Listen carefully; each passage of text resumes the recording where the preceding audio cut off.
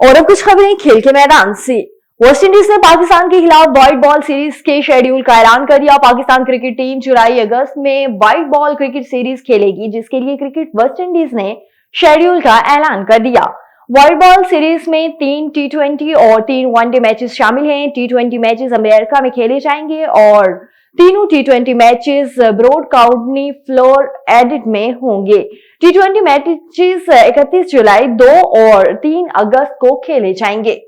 और Pakistan cricket board PCB ने ICC champions trophy के लिए मजीद टैक्स रिलीज करने का फैसला कर लिया। जराये के मुताबिक अवाम की दिलचस्पी देखते हुए चैंपियंस ट्रॉफी के 4 मैचेस की मजीद टिकटें आज से फैंस को दस्तयाब होंगी।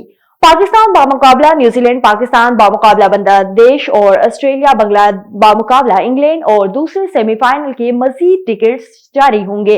जराये के मुताबिक पाकिस्तान और बांग्लादेश के मैच के दरमियान 2000 टिकट्स रिलीज होंगे, जबकि दीगर मैचेस की 5-5 हजार टिकट्स रिलीज होंगी। जबकि ये टैक्स ऑनलाइन हासिल किए जाएंगे और निजी कोरियर सर्विस के दफ्तर से भी दस्तयाब होंगे। आईसीसी चैंपियंस ट्रॉफी से कबल जनूबी अफ्रीकी टीम की मुश्किलात में मजीद इजाफा हो गया। फास्ट बॉलर के बायस पाकिस्तान में होने वाली सेफ अफ्रीकी सीरीज और आईसीसी चैंपियंस ट्रॉफी से बाहर हो गए। जनूबी अफ्रीकी टीम ने गुज़श्ता माह आईसीसी चैंपियंस ट्रॉफी के स्काउट का ऐलान किया था, जिसके बाद स्काउट में शामिल फास्ट बॉलर एजिक नोकिया इंजरी की वजह से टूर्नामेंट से बाहर हुए।